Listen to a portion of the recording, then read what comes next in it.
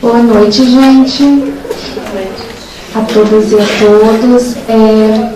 Aqui eu vou pedir já desculpa pelo atraso, né? Que a gente atrasou um pouquinho porque também tem toda a questão da transmissão e também os conselheiros e conselheiras estão na plenária de julgamento, então a Sandra, que é coordenadora da Comissão de Direitos Humanos, ela não pôde vir para fazer essa apresentação.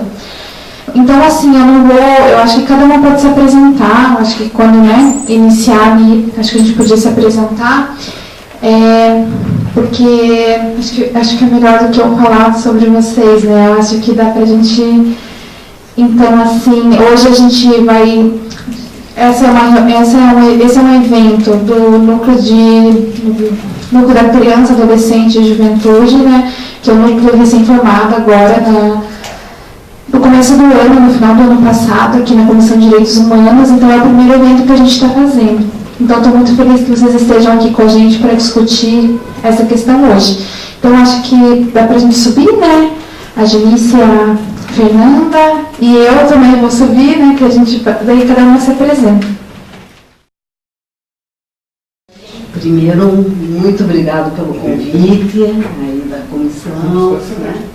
É muito gratificante estar sempre junto com colegas, trocando. E hoje eu estou especialmente muito feliz porque eu tenho aqui do meu lado direito e do meu lado esquerdo duas ex-alunas que hoje são colegas, né? Isso é uma alegria, né? Você foi minha, né, a supervisionanda, você não chegou a ser, mas a gente teve aí muitos períodos, né, juntas, então é muito bom ver, né, esse crescimento e essa construção. Bom, então, essa era a primeira coisa que eu gostaria de falar, e antes de começar a falar do meu tema, que me foi solicitado, que foi esse, né? Implicações e desafios. E aí era do psicólogo, né? Psicólogo Dodá. E aí eu falei, isso desde sempre me incomodou. Por que sempre tem que ser o masculino antes, depois vem o outro, melhorou, teve no ar? Mas eu sempre reproduzi. E dessa vez eu resolvi que eu não ia reproduzir. Resolvi colocar como título Implicações e Desafios da psicóloga e psicólogo nas práticas junto, né, às crianças, adolescentes no panorama social atual. Talvez porque o meu objetivo hoje não é responder um monte de questões, é fazer provocações. Esse é o meu objetivo hoje, por isso que eu comecei assim, já com uma provocação. E quando a Thalita me convidou e me passaram a temática, eu fiquei me perguntando como é que eu ia desenvolver essa ideia. E quem me conhece, eu estou vendo que tem outras pessoas aqui que eu também conheço, né? Também ex-alunos que hoje são colegas, sabe que eu sou uma apaixonada por contos, né? Eu gosto muito dos contos, eu estudo contos já há algum tempo, sou uma curiosa, e aí eu resolvi que eu ia começar com um conto. Os contadores de história costumam dizer que não é a gente, a pessoa que vai contar, o contador, que escolhe o conto. O conto é que nos escolhe. E eu estava comentando, né, com a Thalita agora há pouco, que eu tinha escolhido um conto, tá? Eu pesquisei alguns contos e escolhi um, montei toda a apresentação e eu estava com um incômodo com aquele conto. Eu dizia, mas tem alguma coisa aqui que não está fechando. E hoje de manhã eu estava numa reunião, a temática era completamente diferente disso que a gente vai falar hoje aqui, e de repente, por algum motivo, eu falei, não é esse conto, é este conto. E aí eu mudei, né, e por coincidência era o conto que você estava comentando ontem, né, agora há pouco. Então eu vou começar com esse conto para que ele nos acompanhe no decorrer da nossa conversa, e vamos ver se ele nos ajuda a pensar em algumas coisas, né? Essa história de um personagem dos contos árabes chamado Nasruddin. Vocês conhecem o Nasruddin? Já ouviram falar dele? Já? Alguns? O Nasruddin, uma noite, assim, bem finalzinho de tarde, estava na rua, numa esquina, ajoelhado, engatinhando para lá, para cá, procurando alguma coisa por entre as frestas da calçada, engatinhava para cá, engatinhava para lá, e estava lá há algum tempo, quando os amigos dele, que estavam na outra esquina, olharam e começaram a ficar intrigados com aquilo. O que será que o Nasruddin? O Nasruddin era um cara para lá de atrapalhado. Sempre estava fazendo uma coisa mais esquisita que a outra. E aí eles ficaram olhando, começaram a dar risada, mas a coisa passou 5 minutos, 10 minutos, 15 minutos, 20 minutos, 1 hora depois, quando um deles olha, dá de cara com o Nasruddin ajoelhado, engatinhando e olhando nas frestas. Ele falou, não, mas tem alguma coisa errada. Eu vou lá ver o que está acontecendo. Ele chegou perto e disse, ô Nasruddin, eu estou te vendo aqui de longe, você está engatinhando, você está procurando alguma coisa? Ele falou, estou procurando minha chave. Eu perdi minha chave, estou desesperado, eu preciso dessa chave, ela é muito importante. O amigo falou, nossa, eu achei que você estava maluco, mas então vou te ajudar. Como é que é a tua chave? Aí ele descreveu a chave, em detalhes e tal, e o amigo foi ali, solidariamente, e foi procuraram aqui, ali. Depois de 1 hora, o amigo estava com o joelho já latejando. Falou, não, Nasruddin, não é possível. Não é possível, a gente já esquadrinhou esse pedaço todo aqui de calçada e não, tua chave não está aqui. Você tem certeza que você perdeu essa chave mesmo aqui? Aí o Nasruddin olhou para ele com um olhar fulminante, né, como quem diz que era um absurdo aquilo que ele estava perguntando, e respondeu muito enfaticamente, lógico que não. Como? Não? Não, eu não perdi minha chave aqui. Eu perdi minha chave lá em casa. Só que o problema é o seguinte, você sabe que a vida está dura, né? Eu estou desempregado, não paguei a luz, me cortaram a energia elétrica, então eu estou sem luz em casa. Então eu resolvi me procurar aqui, embaixo desse belo poste, que tem uma iluminação espetacular, resolvi me procurar aqui que tem luz, em vez de procurar lá que está sem energia elétrica. E quando eu pensei nesse conto, imediatamente eu me perguntei, né? E pergunto para vocês também, eu me perguntei, será que eu estou fazendo algumas coisas na minha profissão, no meu trabalho? Não me apresentei, né? Não falei o que eu faço, mas então já engato aqui e falo. Eu trabalho na área da psicologia jurídica já há alguns anos, e na clínica.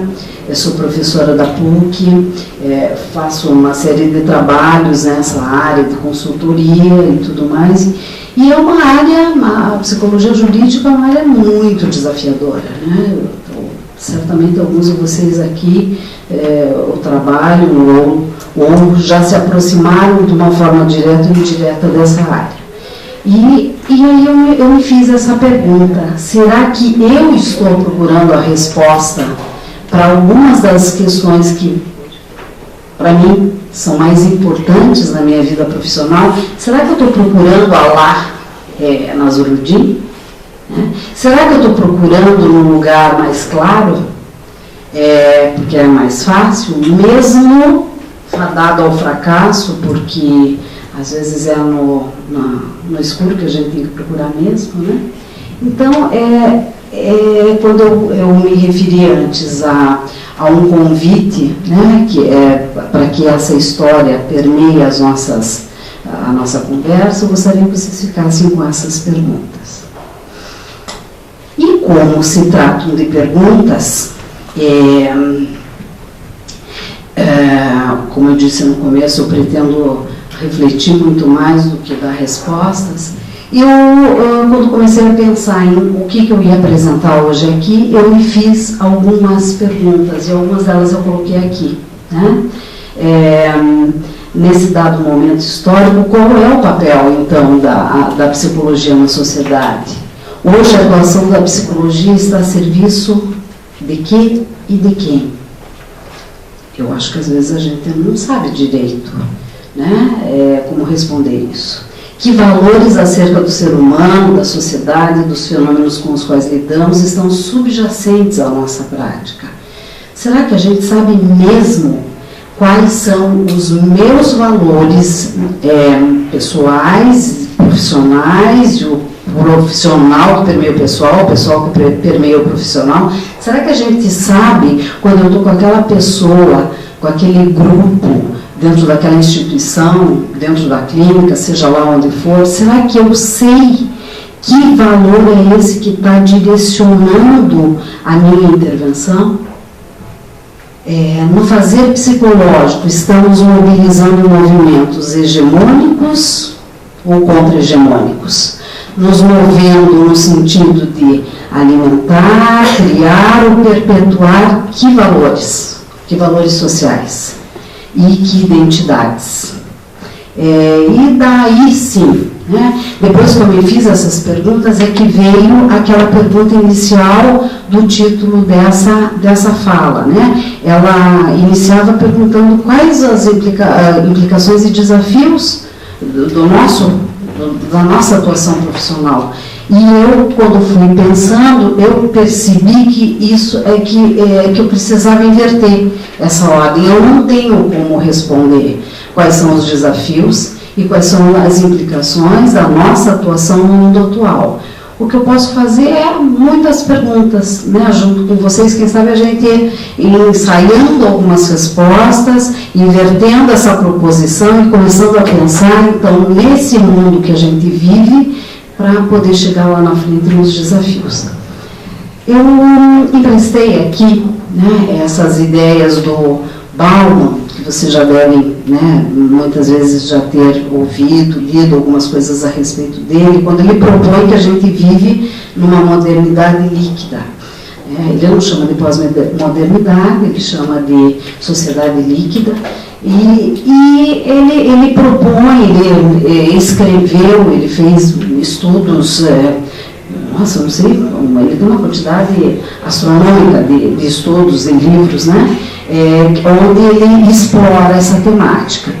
E o Bauman vai nos dizendo quais são essas características desse mundo líquido. Eu acho que isso daqui todo mundo consegue reconhecer, no mínimo, uma meia dúzia de coisas. Talvez algumas dessas características soem estranhas para alguns, mas eu tenho certeza que a maioria delas a gente consegue reconhecer, né? Então, essas relações fragmentadas, esse medo do sentir, né?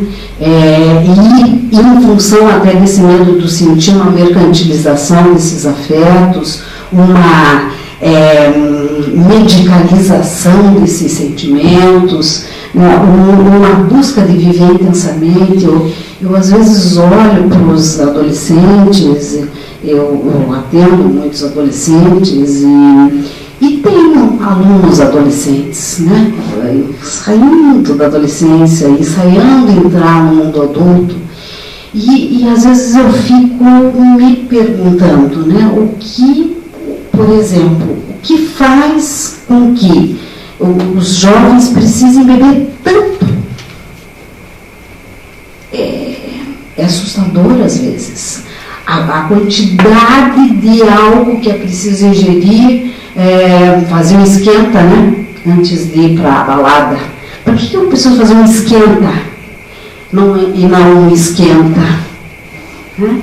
Um esquenta aqui no bom sentido, né? De estar junto com os meus amigos e me preparar para esse momento social, amoroso, afetuoso. Não, eu preciso beber para me preparar para isso, né? Essa felicidade obrigatória, Gente, Facebook é uma maluquice. Eu não tenho Facebook. Agora eu acho que eu vou ter que fazer esse negócio de qualquer jeito, mas eu nem vou fazer isso tempo, porque eu me debato com isso, né? Mas minhas filhas têm, volte e meia elas trazem alguma coisa, né, para comentar. E é aquilo que todo mundo fala, que todo mundo comenta, lugar como nossa, no Facebook, todo mundo tem uma vida perfeita, né? Todo mundo é uma felicidade astronômica. Quer dizer, esse eterno presente, esse individualismo massacrante, né? E por aí afora. Só que daí o que acontece, né? Na medida em que a sociedade está vivendo essa fragmentação, essa efemeridade nas relações, a gente acaba vivenciando, eu não sei se vocês sentem desse jeito, se vocês percebem dessa forma, mas para mim isso fica muito presente, muito evidente no consultório, por exemplo, ou em algumas áreas, né, que eu trabalho, por exemplo, ou que eu supervisiono, né? Eu tenho estágios em na vara de família, já tive na delegacia da mulher na penitenciária, vara da infância e juventude, CRAS, CREAS, né? E para mim é muito evidente esses paradoxos, né? O quanto que as pessoas estão investindo menos, mas ao mesmo tempo elas desejam muito do outro. O quanto que elas vivem intensamente, ou buscam viver intensamente, mas tem uma exacerbada medicalização de sentimentos, seus ou de seus filhos, porque é impressionante a quantidade de crianças que estão medicadas. Eu no centro, mas diante de uma responsabilidade, ou eu fico fora do centro. Por exemplo, vou dar um exemplo da minha prática como professora. Né? Um aluno nunca, quando você diz, ele entregou, por exemplo, eu tenho que entregar o trabalho no começo da aula porque vai ter um debate. Daí o aluno chega lá no final da aula. Professora, eu só consegui imprimir o trabalho agora. Tá, mas por que você não imprimiu ontem? Não, ontem não deu, né? Não deu, mas não foi problema meu, professor, é que quebrou lá o xerox, estava uma fila enorme. É sempre a terceirização, né? Quer dizer, eu estou no centro em alguns contextos, mas em outros, quando se trata muitas vezes de se responsabilizar, eu pisei na bola mesmo, eu tinha que ter feito a impressão ontem, deixei para a última hora, me enrolei, fiquei com preguiça, ou seja lá o que for, né? Está conectado, a gente está conectado o tempo inteiro, né? Mas, ao mesmo tempo que eu estou conectado, essa conexão não é uma conexão de um vínculo de proximidade permanente, é na busca da novidade, né?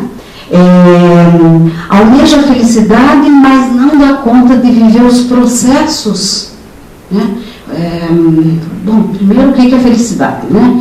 Essa é uma outra história para se discutir, né? Mas seja lá o que ela signifique, para que eu conquiste uma vida feliz, eu tenho que passar por muitos processos, e eu não vou estar de uma forma absolutamente impermeável à infelicidade, à frustração. Isso não existe, né? Tão perto das pessoas, via WhatsApp, Tinder. Esse Tinder é muito interessante, né? Instagram, Facebook. O que eu tenho de clientes que começaram a namorar pelo Instagram para ver quem está mais perto, tem um negócio de proximidade, né? Um negócio interessante aquilo. Eu lembro que na minha adolescência, assim, final da infância, adolescência, tinha no jornal moça jovem de 24 anos, 30 anos, né? No momento era mais assim, uns 30, procura jovem para se relacionar seriamente. Tinha uns anúncios no jornal assim, gente, então, quer dizer, só mudou o meio dele, né? Mas então, as pessoas estão tão perto, né? Eu estava aqui, antes de começar, eu não podia começar antes de resolver um negócio super importante que eu tinha que dar uma resposta. Quer dizer, você está aqui, mas não está. Agora eu estou, né? Mas quanto e quantas vezes a gente está, hoje eu não estou vendo ninguém, né? Mas quantas e quantas vezes a gente está numa palestra, está num congresso, e você olha em volta, a metade está no celular, ou mais assustador ainda é você olhar para uma mesa no restaurante, tem meia dúzia de pessoas e cada uma no seu celular, então está perto e está longe, né? E aí, diante desses paradoxos, né, vamos nos aproximando então do foco da nossa reflexão, qual seria, né, a repercussão deste mundo, dessa liquidez, dessa fragmentação, desse excesso de individualidade, dessa busca pela novidade eterna, como é que isso repercute nas famílias, né? Eu trouxe aqui uma colocação do Petrini, que ele diz que a família é uma relação simbólica e estrutural que liga as pessoas entre si em projeto de vida, que entrelaça uma dimensão horizontal, que é o casal, e uma dimensão vertical, que é toda a sua descendência e ascendência, e que supõe a geração de filhos. A família permanece o símbolo concreto de que cada pessoa humana tem um lugar no mundo. Acho bonito isso que ele diz, né? Quando a gente olha para questões de abandono, das instituições de acolhimento, né? A gente fica pensando que é um lugar no mundo, mas que lugar no mundo é esse? Mas enfim, né? Essa é a referência familiar que muitas crianças, adolescentes têm.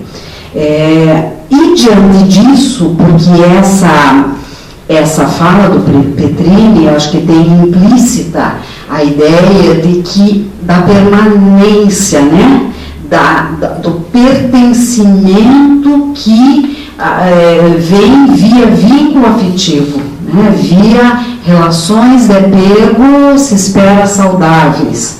Mas aí a gente tem essa fala do Bauman que nos lembra que nessa sociedade líquida, os compromissos duradouros, ali eu coloquei, por exemplo, a maternidade, paternidade, o casamento, né? A líquida razão moderna enxerga a opressão.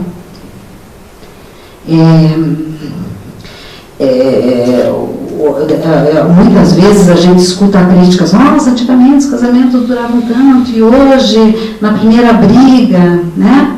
Lógico, são tempos diferentes, com valores diferentes, mas quais são as relações, né, disso? No engajamento permanente, percebe a dependência como incapacitante.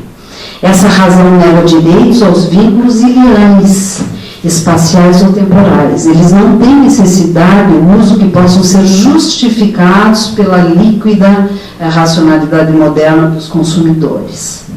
E ele nos diz também que, e aqui essa para mim é muito incômodo, né, quando eu penso nisso daqui. Eu quero que vocês pensem como é que vocês escutam isso. Considerosas, defeituosas ou não, as mercadorias, plenamente satisfatórias, as mercadorias podem ser trocadas por outras, as quais se espera que agradem mais. Se deseja que cumpram o que dela se espera, não se imagina que permaneçam em uso por muito tempo. Eu sei que o meu celular eu estou segurando até quando eu puder, mas eu já tinha que ter trocado. E eu nem acho que ele tem tanto tempo assim. Mas não está dando, ele está falhando, ele está, né? E quando eu comprar o meu novo celular, eu vou exigir que ele funcione totalmente, né? Que ele satisfaça todas as minhas necessidades quando eu compro e peço informações sobre ele, me são dadas as informações, eu vou esperar, né? E isso eu vou cobrar.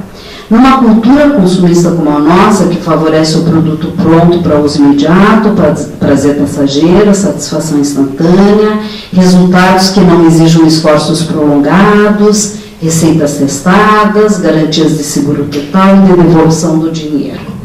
E aí, como é que fica a família nesse contexto?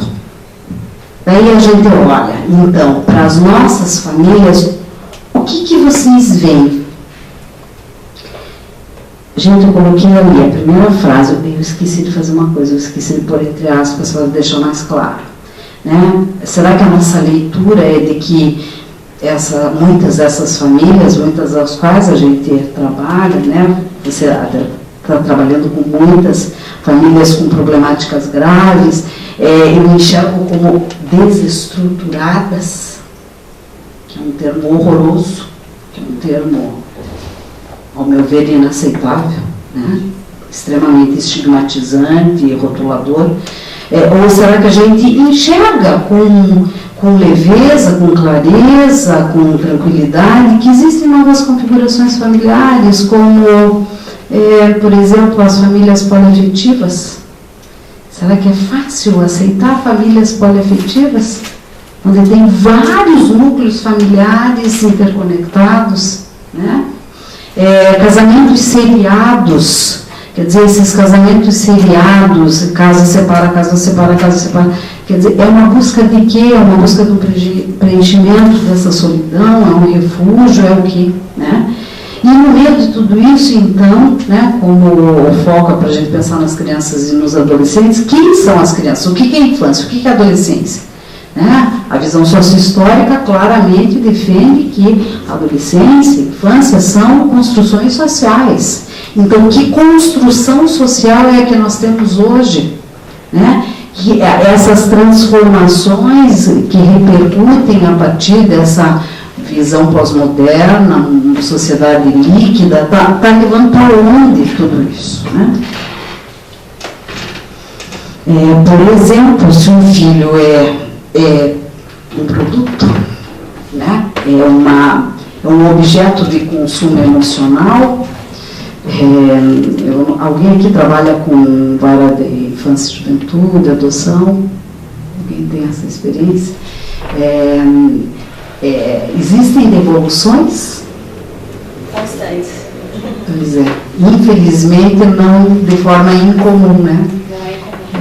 Adoto, não supre o que O produto veio estragado. o produto veio estragado, né? Eu acho que é um exemplo clássico aí, né? Para a gente pensar nessas devoluções quando tem defeito, né? Então, esse objeto de consumo emocional a gente vê de uma forma escrachada, como essa, ou de formas muito sutis, né? Muito sutis na medida em que se projeta nos filhos algumas coisas que eles não têm condições de nos dar. Né? Eu só pus um lembrete ali embaixo. Consumismo não é acumular bens.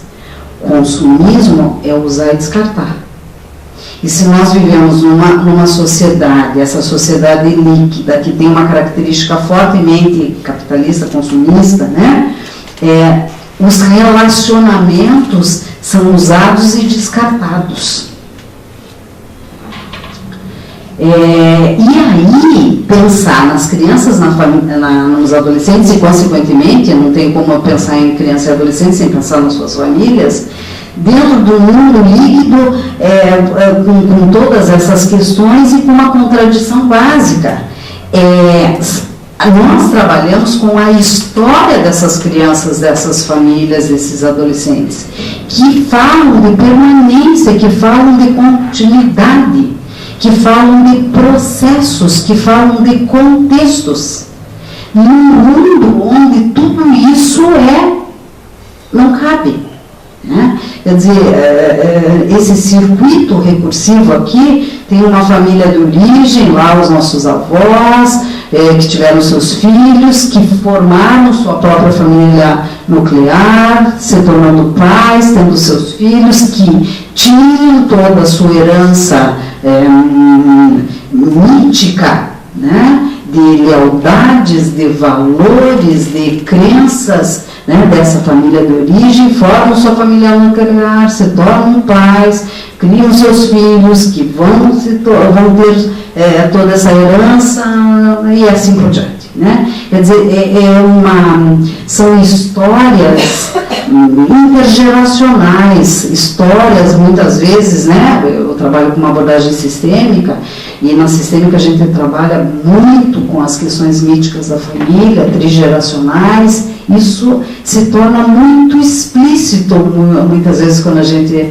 trabalha com essas questões, as relações de lealdade, os mandatos familiares se perpetuando de geração para geração. Então tem uma contradição aqui. Então, olhar para essas crianças, adolescentes e famílias, eu preciso olhar daquele jeito, como uma rede, não da forma fragmentada, né, cindida. O que eu preciso olhar tanto o aspecto que é idiosincrático dessa família, mas também olhar para a questão social que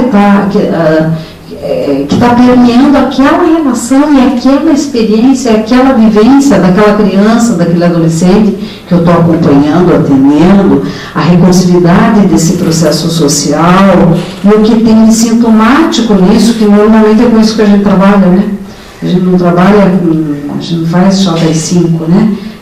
Por exemplo, no consultório, a gente fala só de grandes problemas e complexidades, né? E eu acho que alguns indicativos, os índices de suicídio na adolescência, que são gravíssimos.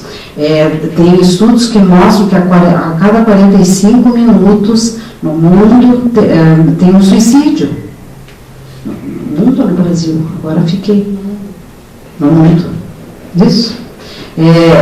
Gente, isso é 45 minutos. Enquanto nós estamos aqui, quantas pessoas se suicidaram? Isso é muito sintomático, né? A depressão infantil, a depressão na adolescência, diagnósticos variados, ou transtorno opositor, desafiador opositor, hiperatividade, déficit de atenção, e por aí afora, né? A dependência química, os atos infracionais, o quanto que isso tudo tem aumentado, esses índices, né? Então, o que tudo isso quer dizer? E aí, nos aproximando, né, de nós, né? Eu comecei a falar da família, da sociedade, das famílias, e agora vamos chegando na gente. O que a gente faz? Autópsia ou biópsia? O que vocês fazem? Autópsia ou biópsia? Talvez alguns de vocês estejam pensando, mas eu acho que ela se enganou, ela acha que ela está falando com um grupo de médicos, são psicólogos. Nós também fazemos autópsia, nós também fazemos biópsia, né? O Cortella, né, que coloca, eu acho bem interessante essa forma dele colocar, né? A autópsia, obviamente, está olhando para a causa da morte, e a biópsia vai estudar uma estrutura viva. Com o que a gente trabalha de verdade? Não é uma pergunta para vocês responderem em voz alta, mas é uma pergunta para vocês responderem. Você está interessado em qual dos dois processos?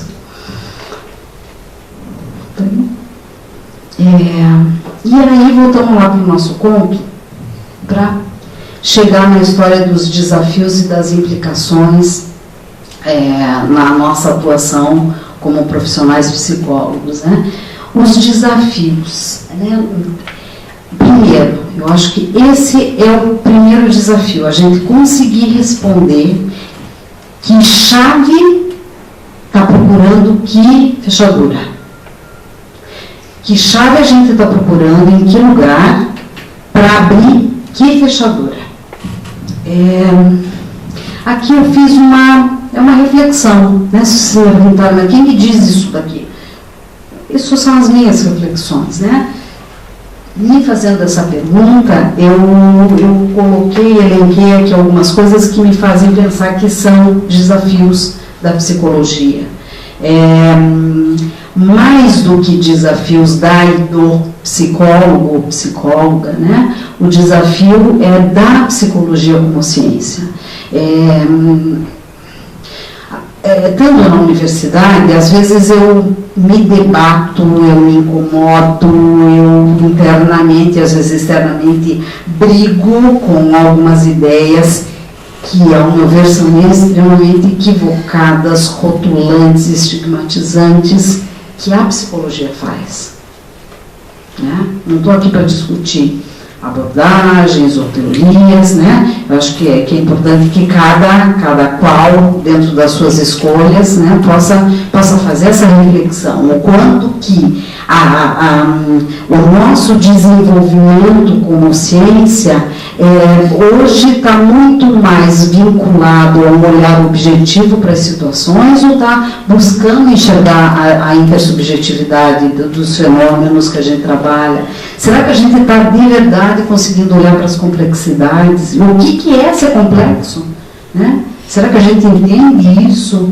A recursividade dos fenômenos, o Edgar Morin diz que recursividade é o processo onde o produto é produtor daquilo que o produz. Então, tudo é processo, tudo é produto, tudo é produtor. Tudo é resultado, não tem causa e efeito. Tudo é tudo o tempo inteiro. Então, será que a gente consegue enxergar? Será que a gente, no fenômeno que eu estou trabalhando, com a problemática que eu estou trabalhando, será que eu consigo enxergar essa complexidade? Me parece que um dos desafios da psicologia é olhar de uma perspectiva dessa sociedade líquida pós-moderna, colaborar para que a psicologia saia do seu quadrado. Acho que psicólogo, eu estou falando do lugar de psicóloga, né? Eu acho que o psicólogo às vezes é muito prepotente. Eu acho que às vezes a psicologia é muito prepotente. Quando acha que com as suas próprias teorias dá conta de entender o ser humano, sem precisar ter parcerias e intercâmbios com outras ciências. A sociologia tem estudos magníficos, a antropologia, a medicina, a biologia, a física. Né? Acho que precisamos sair do nosso quadrado, repensar nosso entendimento de ética, de direitos humanos, de cidadania, de justiça social. E, em essência, eu diria que o desafio da psicologia é reformar o olhar, como diz o Edgar Morin. Reformar o olhar para reformar o pensar, para reformar, por meio desses, o seu fazer. Ele tem um livro chamado... esqueci. Nesse livro que ele enfoca a questão das reformas, eu já lembro. É muito legal, né, pensar nas interdisciplinaridades, transdisciplinaridades. E como tudo isso? Né? Então, coloquei aqui algumas coisas para a gente pensar. Primeiro, olhar para essa criança e para esse adolescente,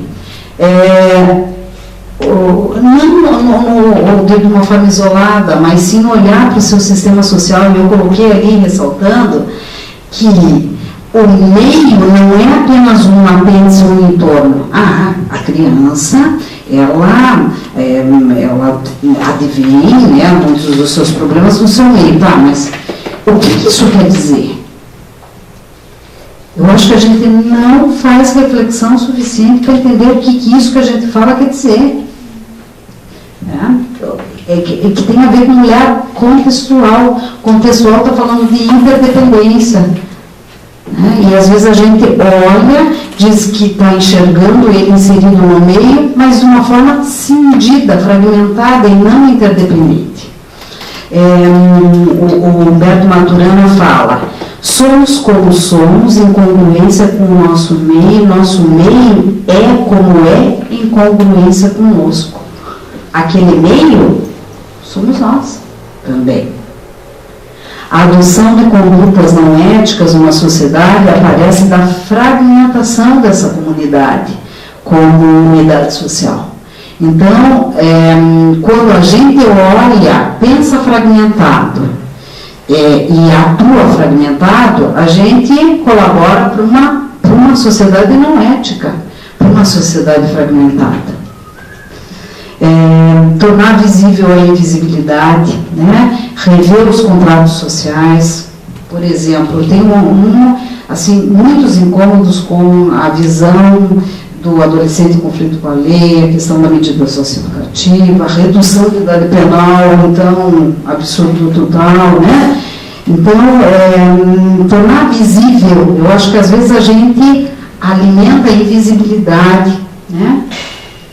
Lidar com os paradoxos, com as cegueiras, reconhecer a incerteza nas nossas atuais certezas. A gente tem certeza de tanta coisa. A gente diz, bom, ele só podia ser desse jeito com esse pai, com essa mãe. Se reconhecer como coautor também nessa crise do outro, que eu estou acompanhando o outro, mas eu não tenho nada com isso, eu tenho que ter neutralidade. Não existe neutralidade. Não existe neutralidade. Quando você escolheu a tua abordagem teórica, você já não se tornou neutro. Quando você está escolhendo intervenções, X, Y, Z, você não está sendo neutro. Quando você faz uma leitura daquele fenômeno, você não está sendo neutro. Quando você está em relação com o outro, você não está sendo neutro. Não existe. Então, se colocar como coautor desse trabalho, estou terminando. E a questão ética, né? Que é muito mais do que a gente obedecer no seu código de ética, é essa reflexão que leva, como Cortella fala, uma vida boa para todas e todos. É uma busca de qualidade social que é total, porque se tem alguém que está tá com os seus direitos violados, então toda uma sociedade, né? É violadora de direitos e por aí afora. E o Maturana também fala desse legítimo outro, quer dizer, se eu me relaciono com a pessoa, a criança, a adolescente, a família que eu estou acompanhando como um legítimo outro, né, eu acho que eu vou poder ver uma série de coisas, como, por exemplo, os discursos.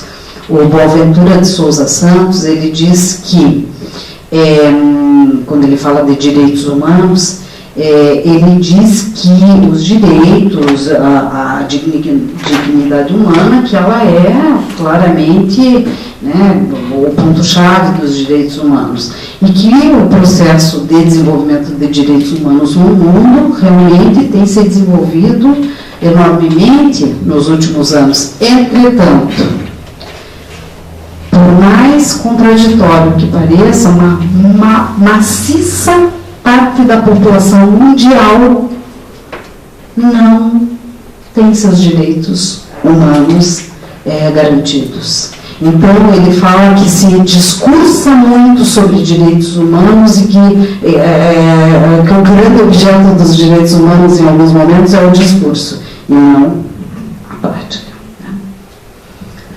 E conceber a complexidade do vir a ser, porque às vezes a gente é extremamente determinista, reducionista. Por exemplo, a redução da idade penal é claramente isso. É quase o Código de Menores lá, quando se era... Né, teve um tempo em que você era preso por vadiagem. Se você estava na rua sem documento, fazendo nada, você era preso por vadiagem. Teve uma época no Código de Menores que o adolescente, o jovem, era detido porque ele tinha a possibilidade de vir a ser um delinquente, quem sabe. Então, para prevenir, já recolhia.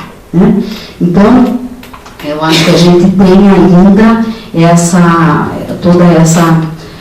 esses desafios. Eu adoro essa frase do Boaventura. Né? Eu adoro, eu vivo trazendo ela para um lado para o outro. Todos temos o direito de ser iguais quando nossa diferença nos inferioriza. E temos o direito de ser diferentes quando nossa igualdade nos descaracteriza. E talvez a psicologia precise aprender um pouquinho aí com a sociologia, né?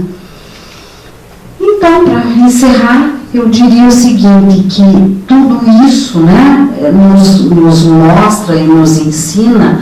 Eu coloquei essa frase aí do Maturana, apesar de que ele está falando da educação, mas eu estou colocando aqui num contexto a educação, não a educação da escola, essa educação no sentido mais amplo, né? do ensinar e do aprender. Como vivermos é como educaremos, e conservaremos no viver o mundo que vivermos como educandos. E educaremos outros com o nosso viver com eles, o mundo que vivermos no conviver.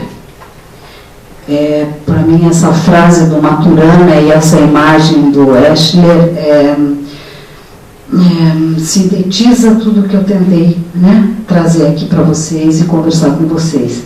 Olhem para essa imagem e me digam o que aconteceria se a gente eliminasse em alguma parte desse processo. O que aconteceria? O que é papel? O que é o ser vivo? O que é tudo isso, né? Essa é a recursividade social. Gente, obrigada. Acho que eu me estendi, não? Então é isso. Não sei como é que a gente vai abrir para perguntas no final? Isso. No final. Então é isso, gente. Obrigada.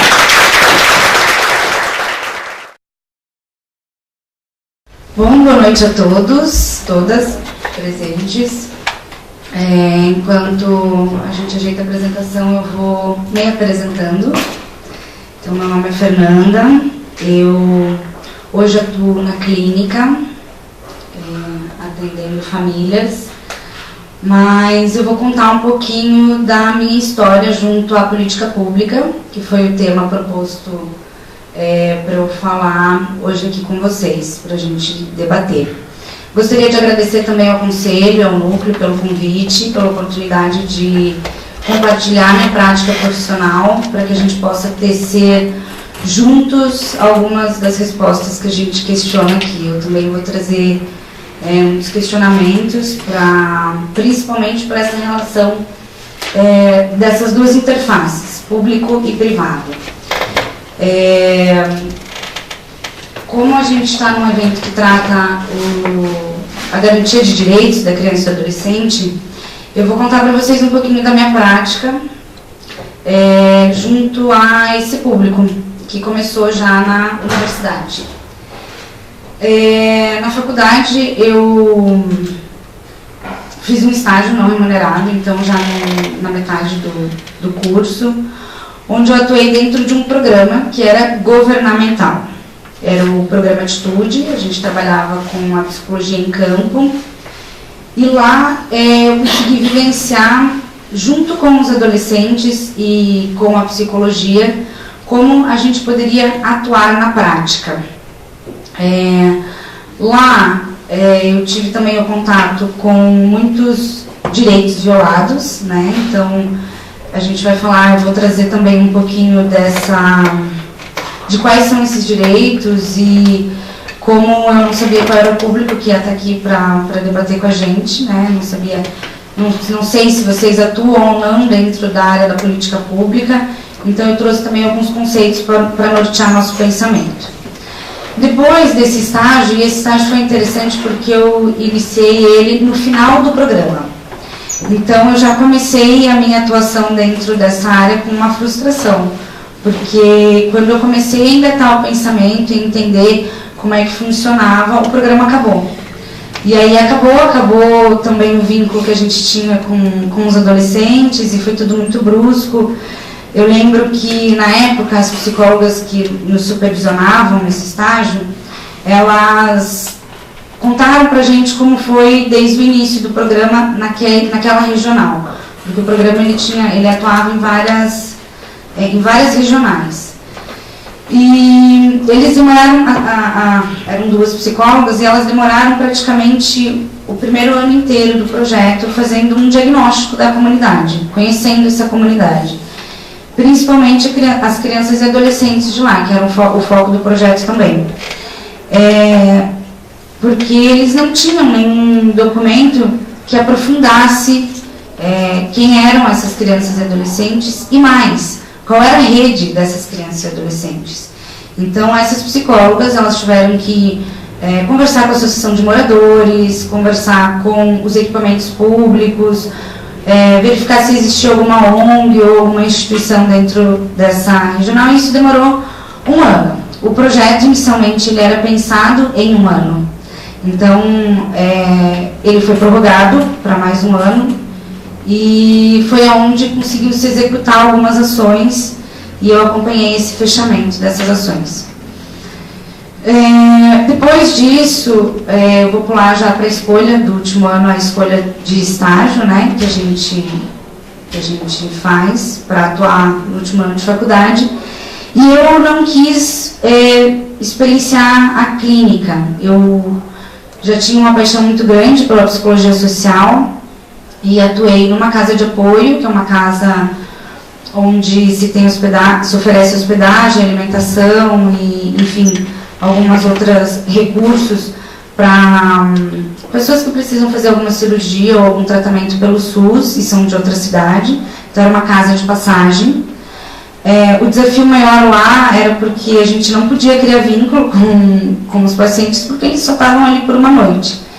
E o tema desse projeto que a gente fez foi contos curtas e versos na atuação psicossocial. Então lá a gente desenvolvia grupos, cada grupo era uma novidade, então a gente não sabia bem qual era o sujeito que ia estar lá, ou qual era a dor, então a gente selecionou alguns temas e alguns contos curtas e versos que pudessem servir de gatilhos para alguma discussão ou alguma orientação que a gente pudesse dar naquele momento. A gente dividiu o projeto em adultos e crianças. Com os adultos foi muito mais tranquilo, porque o que a gente planejava, geralmente a gente conseguia executar. Com as crianças, não. Então, aí começaram os desafios realmente da prática de se trabalhar com crianças e adolescentes, né? Então, a gente teve que adaptar muito do projeto, o que a gente tinha pensado, as crianças transformaram. E o outro estágio, porque lá na universidade a gente escolhe 2 campos de atuação, eu escolhi num hospital psiquiátrico, também trabalhando nesse terceiro setor, também lidando com uma outra política pública que é mais voltada à saúde mental. A outra política, e que traz muito da nossa discussão, ela é mais pautada na política da assistência. Então, esse também é um desafio de nós psicólogos, de nos munir de informação que não tem muito disponibilizado no nosso campo de atuação privado. Quem atua geralmente no campo público tem essas informações, essas vivências. No hospital psiquiátrico também trabalhei com grupos, então a experiência da clínica ficou para depois de formada. Coincidentemente, eu fiz o estágio no hospital psiquiátrico no fechamento desse hospital. Então eu comecei o estágio na ala masculina e logo no terceiro mês de estágio eles uniram as alas, feminina e masculina. Também a gente sofreu uma adaptação no projeto, porque a gente tinha pensado para um público e um cenário onde nessa junção das alas a gente teve um outro cenário. E aí a gente teve que aprofundar também o estudo não só dos sujeitos que a gente estava trabalhando, mas também da política pública. Então, por que estava reduzindo, quantas vagas tinham, o que se ia fazer com a outra ala, quais os direitos que poderiam ser violados daquelas pessoas. Ali não era um público só criança e adolescente. Eu atuei com adolescente nessa situação num outro estágio lá no São Julião, mas foi curto, era estágio obrigatório, então a gente não tem tanta liberdade de atuação e também não tem tanto conhecimento, né? No último ano a gente já sabia mais o caminho que a gente queria tomar. Então foram algumas experiências dentro da universidade que já me nortearam que caminho eu ia seguir profissionalmente.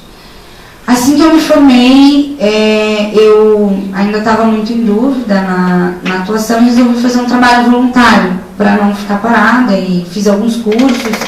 E um desses cursos foi um curso que trabalha com a confecção de mandalas. E esse trabalho voluntário eu fiz por essa arte que eu dominava. Então eu entrei numa ONG, era uma ONG que tinha próximo à minha casa, então eu não escolhi essa instituição por tema, pelos temas que ela domina e que ela trabalha, mas escolhi pelo público, que eram crianças e adolescentes, e pela proximidade de casa, né? E foi um achado, assim, dentro da minha vida, porque eu pude realmente imergir no terceiro setor e atuar mesmo e arregaçar as mangas e dentro da atuação junto com as crianças e adolescentes. Dentro dessa ONG, a primeira coisa que foi determinada que eu fizesse foi o atendimento clínico. Então eu já comecei com desafios, eu não tinha a vivência do atendimento clínico dentro da universidade e essa instituição trabalha com temas bem complexos, assim, se tratando de garantias de direitos. Então, dentro da área da saúde, onde eu pude transitar pela política pública da saúde, a gente tinha um público que eram adolescentes e crianças vivendo com HIV/AIDS. Então, a gente atuava tanto no âmbito da violência e do direito de saber, muitas vezes, então, de adolescentes que não queriam usar preservativo e também não queriam falar para o parceiro que tinha um HIV, como explicar para esse adolescente que isso é um crime, que isso não pode, como atuar. Nesse momento também eu já não estava mais atuando especificamente com a clínica dentro da instituição. Eu já atuava mais com grupos e na representação da instituição em espaços de monitoramento e avaliação de política pública, de construção de política pública. Então, transitei em alguns espaços da área da saúde, até encontrei aqui o Emerson, que está no Núcleo da Paz, que é um equipamento onde a gente consegue fazer essa discussão da criança e do adolescente. Atuei também dentro da área da violência, então a instituição trabalhava com a violência sexual especificamente. Lá eu atendia as crianças e adolescentes, mas a equipe também atendia os agressores. Então foi um outro olhar também para a defesa de direitos. Geralmente quando a gente falava que a gente atendia os agressores, todo mundo ficava chocado. A gente teve lugares onde a gente ia palestrar que até pessoas levantavam, porque não queriam que a gente defendesse, não era uma defesa, mas era prestar o atendimento, né, para esses agressores. Porque a gente via que se a gente não atender os agressores, a gente viola um direito do ECA, porque a gente coloca em risco outras crianças, senão aquela que a gente já retirou do ambiente, porque hoje em dia, na grande parte dos casos, quando há violência sexual intrafamiliar, nessa instituição, eu posso dizer 90% dos casos eram intrafamiliares, então é a grande realidade. Talvez na vara da família também a gente tenha essas estatísticas, mas era intrafamiliar, então se retirava a criança, se levava para um abrigo, e esse agressor continuava em casa com às vezes outros irmãos dessa criança, ou na sociedade de um modo geral. Então eu comecei a olhar a garantia de direitos de um outro prisma, um pouco mais amplo. Isso eu vou trazer também um pouquinho na discussão aqui de política pública com vocês. Uma outra coisa importante dentro dessa prática foi que eu consegui participar da construção do plano decenal de direitos da criança e do adolescente do município de Curitiba.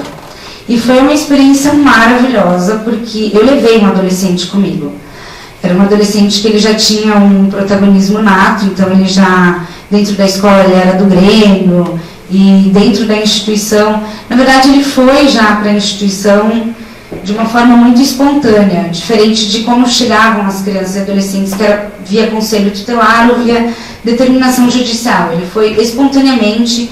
Ele pediu para ir para um abrigo e explicou por que ele queria ir para um abrigo. E, enfim, ele me acompanhou dentro desse processo da construção do plano decenal. E foi muito rico, porque a gente estava construindo leis para 10 anos e manejando recursos, porque essas leis se tornam esses remanejamentos de recursos, dentro da área da infância. E aí, nesse momento, eu me questionei de onde estavam esses psicólogos clínicos ou o psicólogo que atua diretamente com a criança e com o adolescente, para levar a voz, porque nesse evento eles estimularam, isso é muito novo dentro da história, a participação de criança e adolescente dentro desses espaços.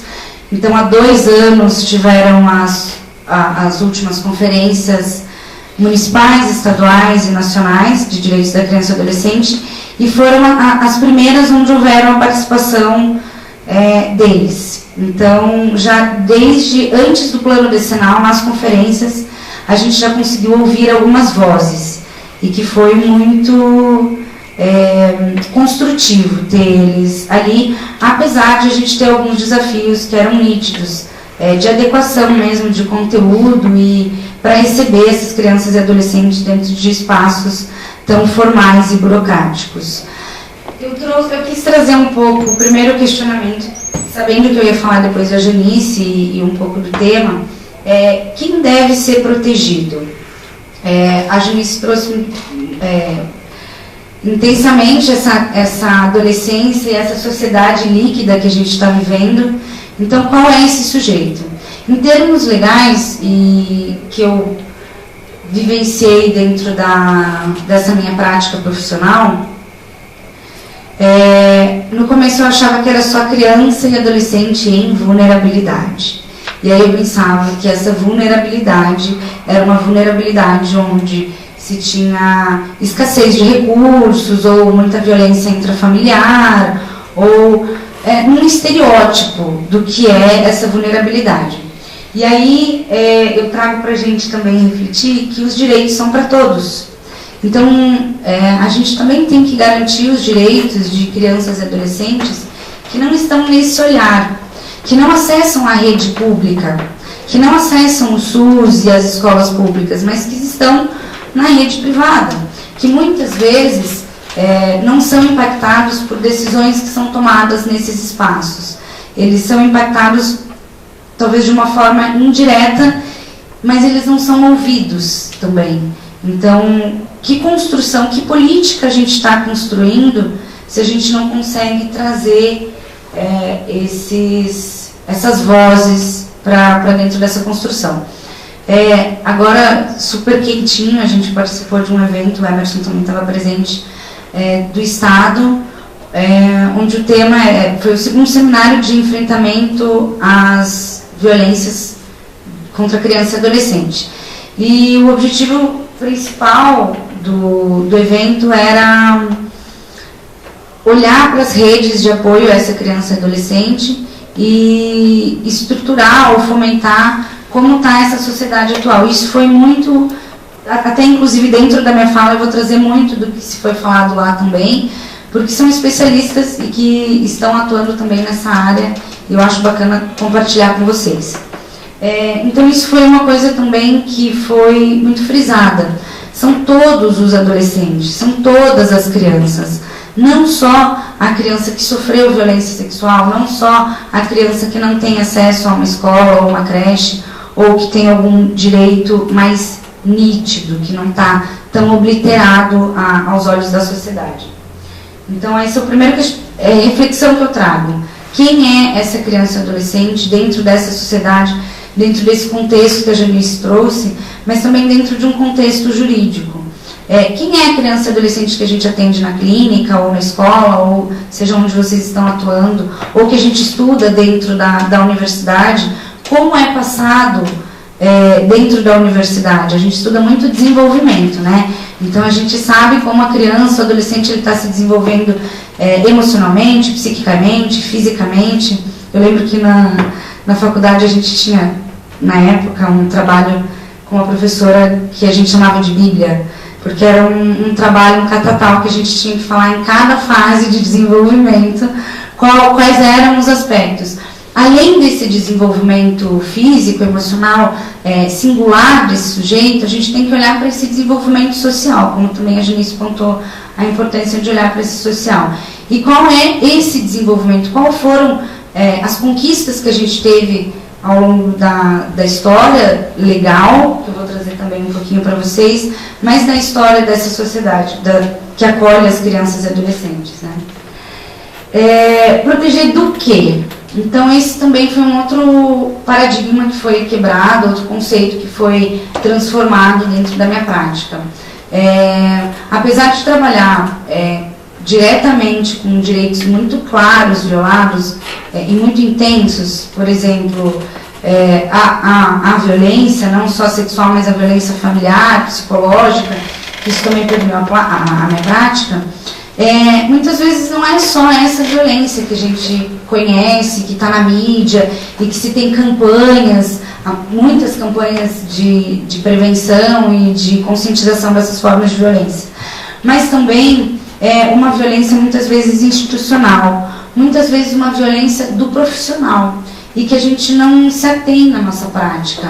Quando a gente traz pensamentos e valores, conceitos que não estão alinhados com essa sociedade líquida, a gente também acaba, ou com essa sociedade que está em construção, em constante transformação, a gente acaba também muitas vezes violando alguns direitos dessa criança e adolescente. Então eu trouxe aqui um pensamento, né? Proteger não significa retirar do ambiente, mas sim proteger esses direitos. Então quando a gente, no caso que eu trouxe anteriormente, retira uma criança do lar, que lar é esse? Existem formas de violência dentro desses lares, não existem? Como é essa relação dos profissionais com as crianças, as relações dos adolescentes entre os adolescentes? Como é isso dentro dessas instituições mais fechadas ou instituições totais, né? Ou qualquer outro ambiente que a gente esteja falando, seja a escola ou a unidade de saúde, não olhar só para a retirada da criança desse ambiente. Então eu não vou mais frequentar aquela escola que fez o bullying, mas de que forma eu vou garantir que outras crianças também não sofram se quem foi retirado foi a vítima e não o agressor? E quem protege? Eu trouxe essa imagem porque essa imagem é uma imagem muito clássica da proteção. Então, geralmente, quando a gente fala da proteção de criança e adolescente, se traz essa referência de casa e de família, né? Mas aí eu quero incluir a gente, e acho que esse é o grande motivador do evento de hoje, né? Essa rede direta e indireta que atende e atua com as crianças. Então, muitas vezes não é o meu foco na clínica atender criança. Não quero, não gosto, não tenho, não consigo fazer vínculo, prefiro trabalhar com adultos. Dentro desse atendimento do adulto, que geralmente tem uma família e geralmente nas famílias tem, justamente por aquele ciclo de sempre estar construindo da família nuclear, enfim, que a gente trouxe, sempre está presente uma criança ou adolescente dentro desse contexto. E muitas vezes a gente se foca no sujeito, no nosso cliente, e deixa que alguns direitos dessa criança e adolescente sejam violados. Isso também é muito legal para a gente refletir. Mesmo que eu atue só com os adultos, de que forma as crianças estão conectadas com a minha prática. Ou então, como cidadãos, né? Dentro dos conselhos de direitos, que é um espaço onde a gente constrói a política pública, depois que eu saí dessa instituição do terceiro setor, e hoje eu atuo na clínica, eu me apresento nesses lugares como cidadã, né? Como uma psicóloga que quer lutar pelos direitos da criança e adolescente. Isso ainda não é comum, então ainda tem um estranhamento muito grande. As pessoas sempre te olham e falam assim: mas onde que você está? Em que ONG que você está? Ou em que setor que você está? Ou de que forma você está atuando? Não, eu estou comigo mesma, estou eu na clínica mesmo.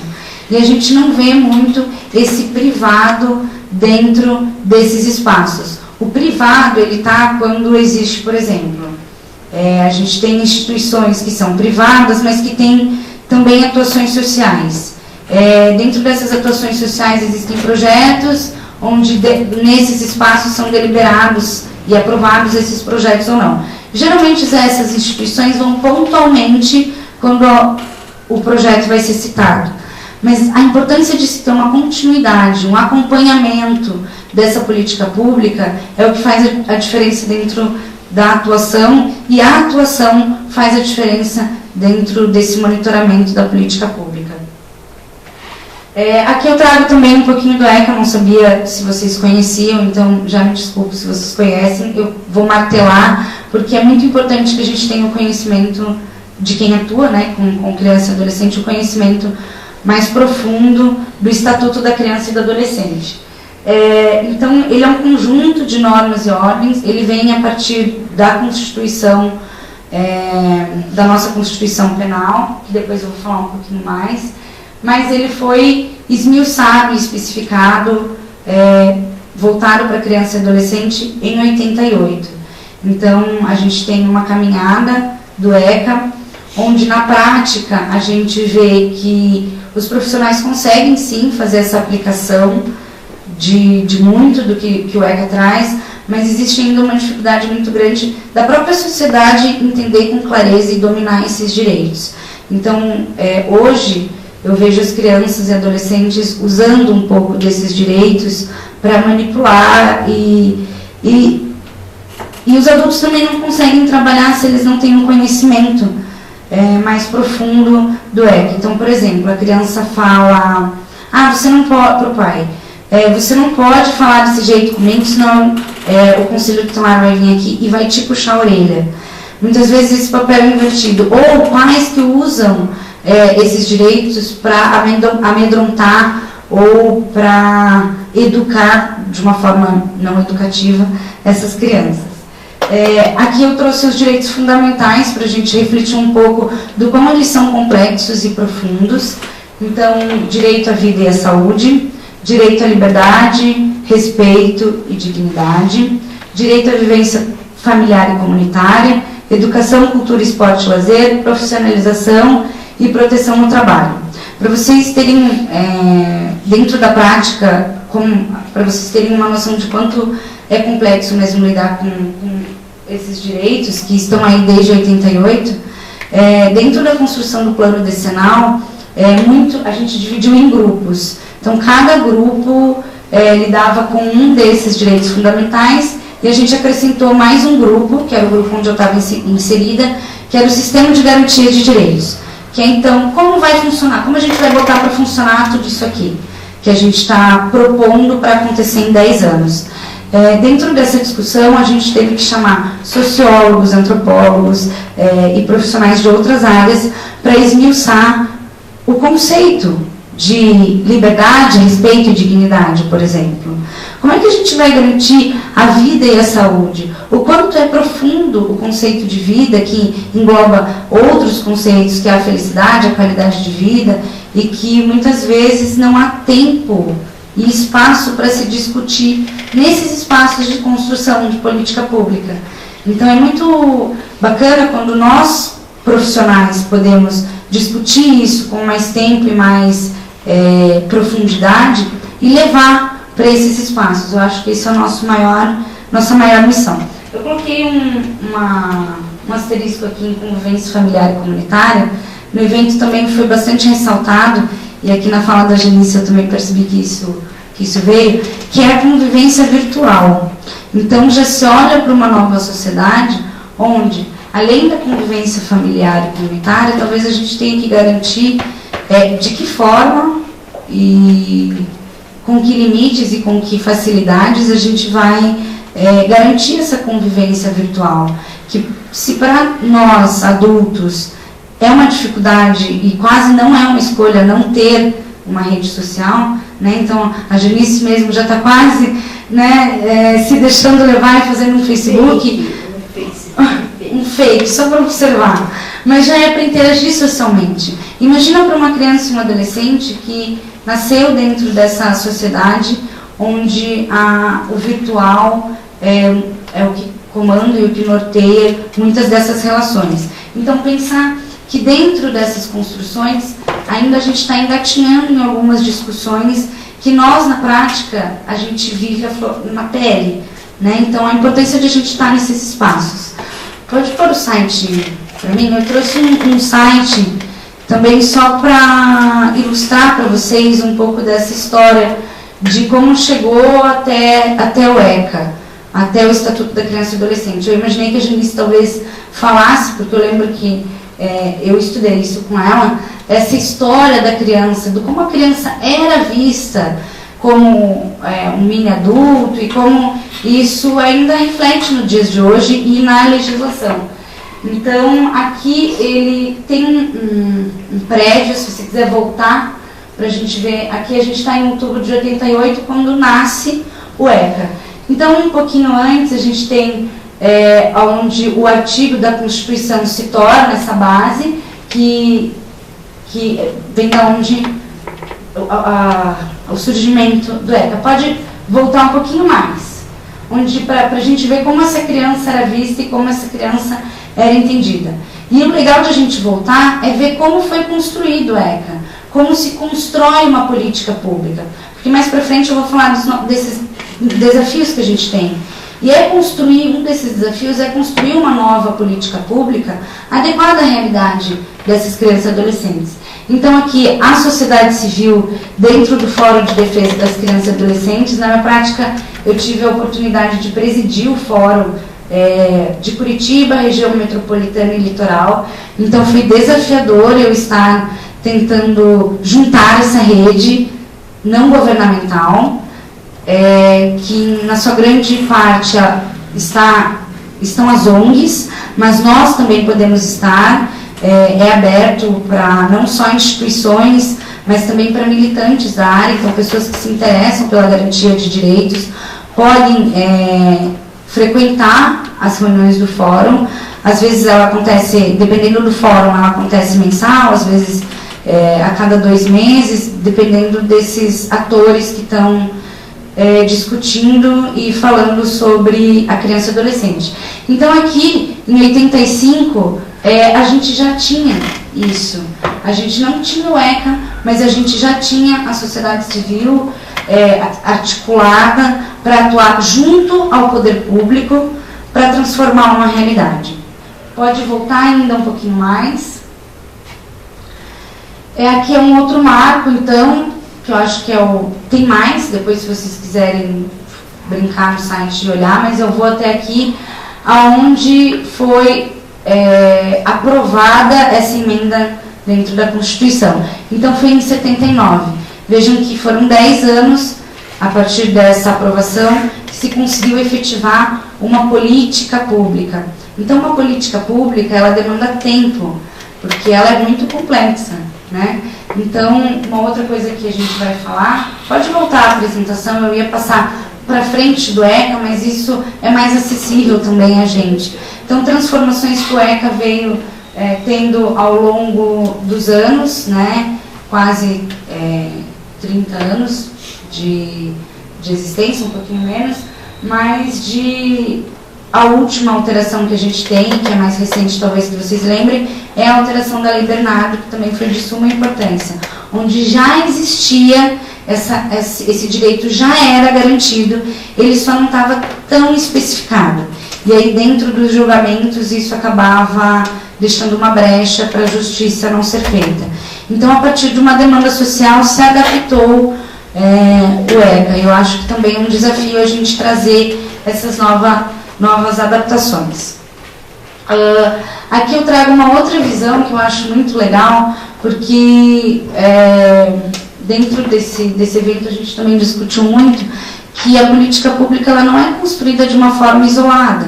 Então não adianta nós, psicólogos, estarmos aqui discutindo e falando sobre a criança e o adolescente se não há essa transdisciplinariedade, se não há esse compartilhamento de vivências e saberes, e muito mais, o conhecimento desses fluxos, o conhecimento dessas relações. Porque quando a gente está com um caso de uma criança e adolescente com um direito violado, é de suma importância que a gente já tenha um conhecimento de que caminhos a gente pode tomar. E muitas vezes na clínica a gente não tem. E muitas vezes a gente tem ainda vergonha de ligar para o conselho e falar: o que eu tenho que fazer nesse caso?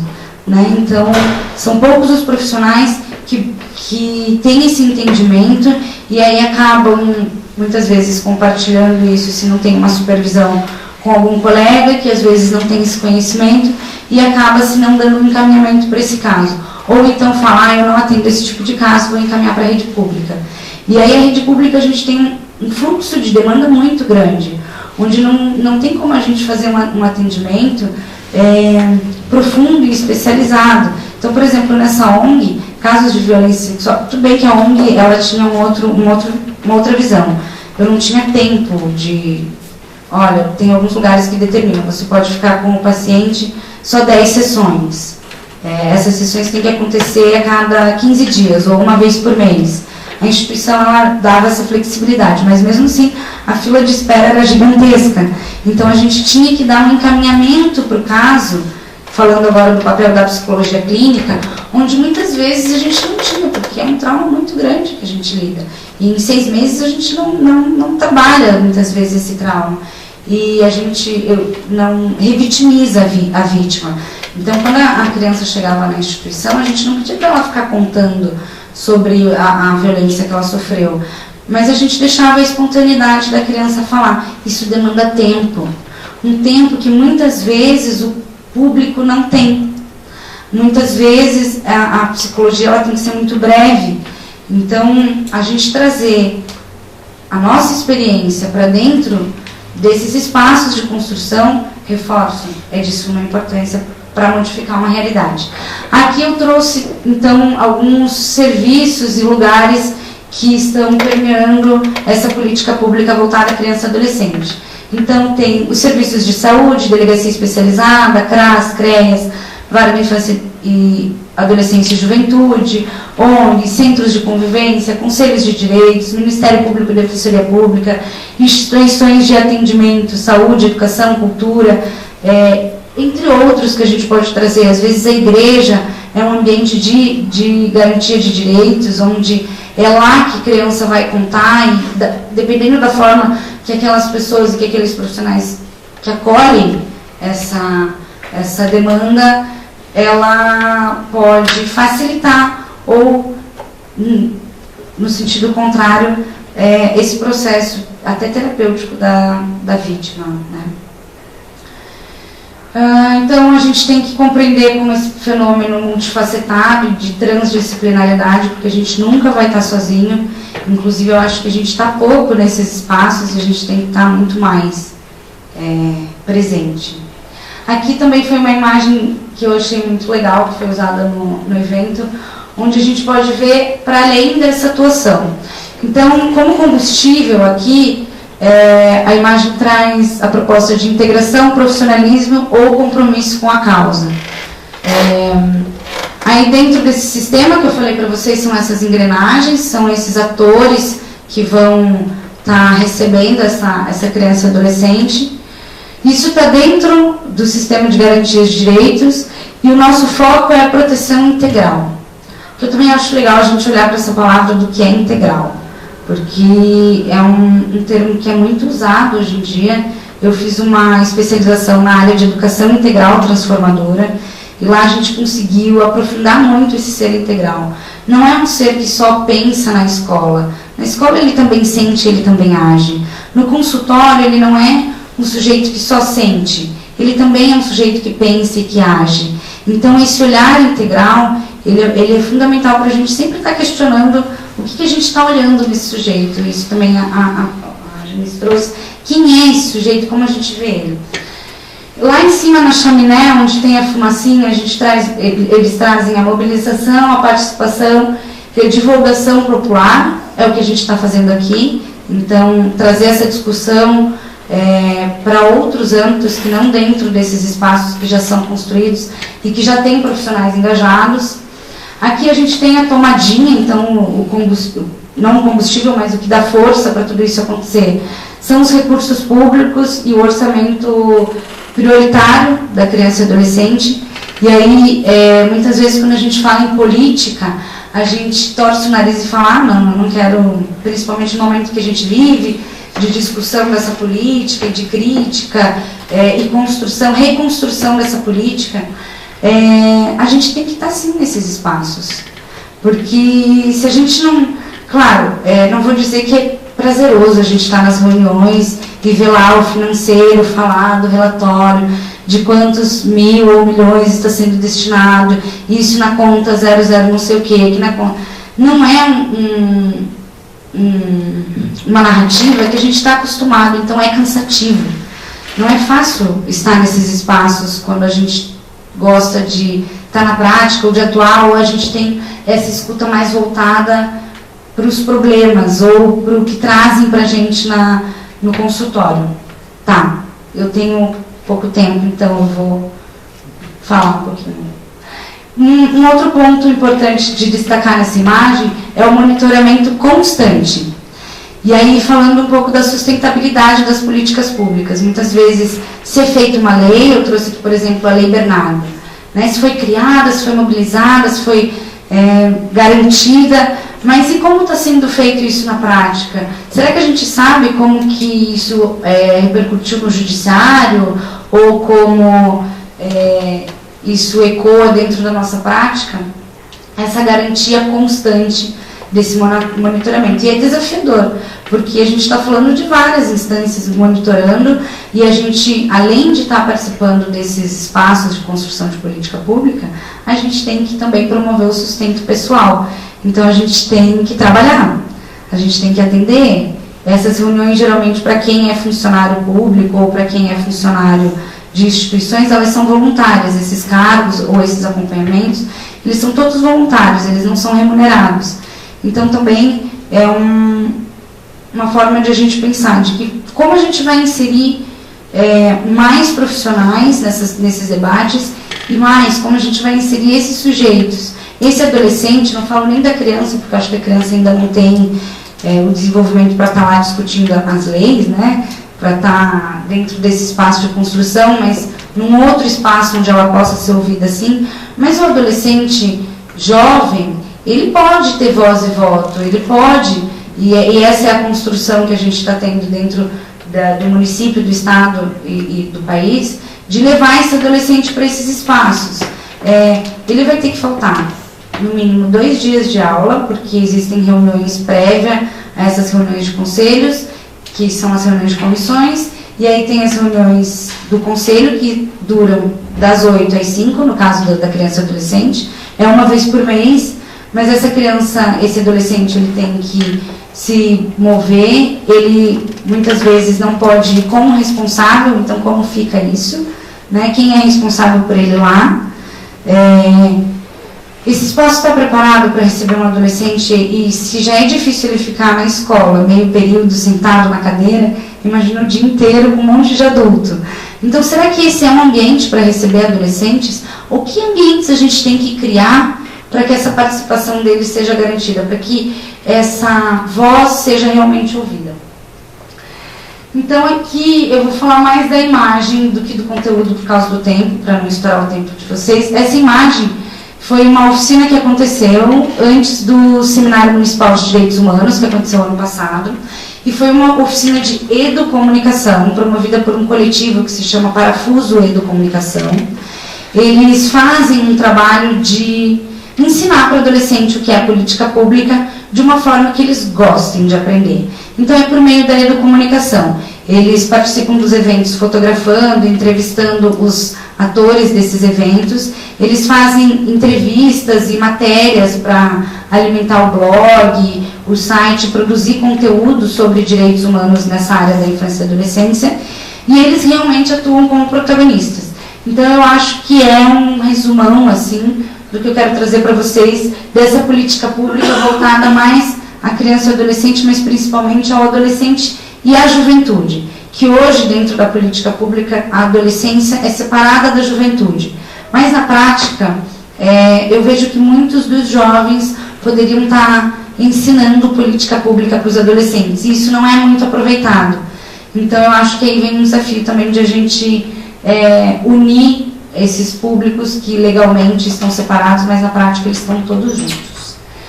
Aqui eu trouxe algumas imagens de reflexão que, além da garantia de direitos que a gente está acostumado, que é a não violência, ou direito à educação, à saúde, é um pouco do consumismo. Então que algumas leis e algumas conquistas a gente teve, por exemplo, a mídia. Então o que se vende para crianças, o lugar da criança hoje, eu vou falar também, vou contar ali na frente, que lugar é esse?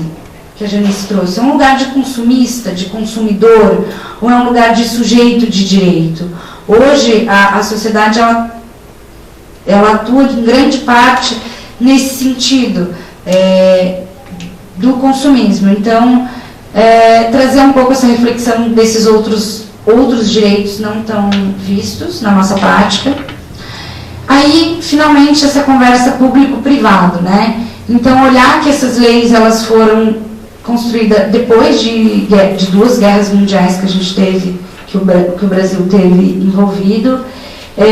Então, o ECA, ele ainda é um reflexo da Constituição, então isso ainda está impregnado na visão que a gente trabalha, que a gente vê a criança e o adolescente. A importância dessa visão de várias violências. Então, a gente tem um caso lá de violência sexual, vou trazer de novo, mas olhar para os outros direitos que estão em volta dessa criança, desse adolescente. Esse adolescente, ele foi violentado, mas como é que é a questão de cultura, de esporte, lazer? Ele já tinha essa frequência, ele não tinha? Já era um direito garantido antes? Ou a gente vai inserir agora, que a gente enxergou esse adolescente dentro do sistema?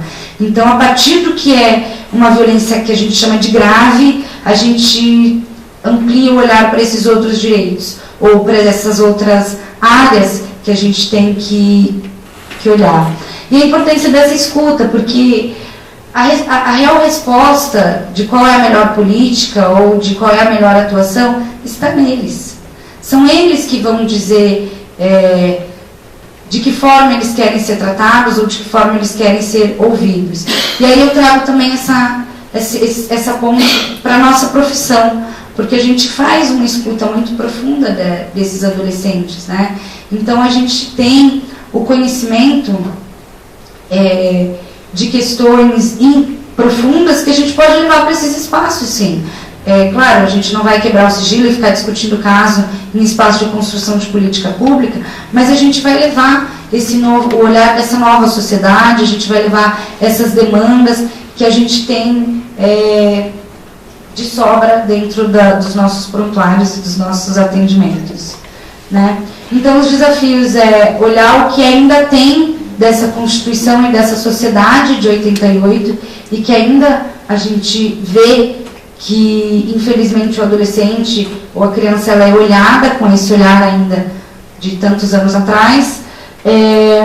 Uma cultura de direitos gerando esse empoderamento e essa participação, não uma cultura onde os adultos definem o que é melhor. Então a gente acha que a gente tem que reduzir a maioridade penal porque o sistema está desse jeito e a gente acha que essa é a solução. Mas espera aí, alguém perguntou para eles o que está acontecendo e eles estão sendo ouvidos sobre isso? Então é sair de uma cultura onde a gente impõe a solução para uma cultura onde a gente constrói esses direitos junto com eles. Então, a universalidade, que é essas políticas e recursos públicos, é o que eu falei da sustentabilidade dessas políticas públicas, e a gente construiu uma nova narrativa, um novo caminho para essa adolescência e para essa infância. Para terminar, eu quero trazer um trecho do Rubem Alves, que fala um pouquinho sobre o educador.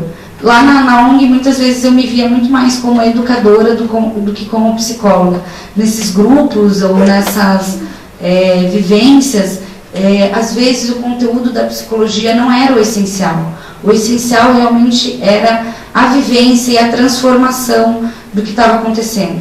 Então, muitas vezes eu utilizei de técnicas dos educadores para trabalhar com esse público. E aí Rubem Alves traz: o estudo da gramática não faz poetas, o estudo da harmonia não faz compositores, o estudo da psicologia não faz pessoas equilibradas, o estudo das ciências de educação não faz educadores. Educadores não podem ser produzidos, educadores nascem. O que se pode fazer é ajudá-los a nascer. Então, a gente não tem como construir profissionais, e agora trazendo aqui para o conselho, psicólogos que dentro da área privada estejam lá presentes, se isso não brotar pessoalmente dentro desse profissional. é importante que a gente esteja sempre em consonância com os nossos valores e com o que a gente acredita que seja bom para a sociedade. A gente tem uma frase que acho que a gente acaba estigmatizando e colocando um peso muito grande nas crianças e adolescentes quando a gente fala que eles são o futuro da nossa sociedade. A gente, como psicólogos e como profissionais que atuam diretamente com eles, é de suma importância que a gente tenha esse olhar de fazer nascer outros profissionais. Então, falar sobre a política pública, que é uma coisa não muito falada dentro da nossa área, talvez faça brotar novas vontades de estar lá e novos parceiros que estejam construindo essa política e esse futuro, não só de direitos, mas também de uma sociedade, né? É isso. Estou à disposição para o debate daqui a pouquinho.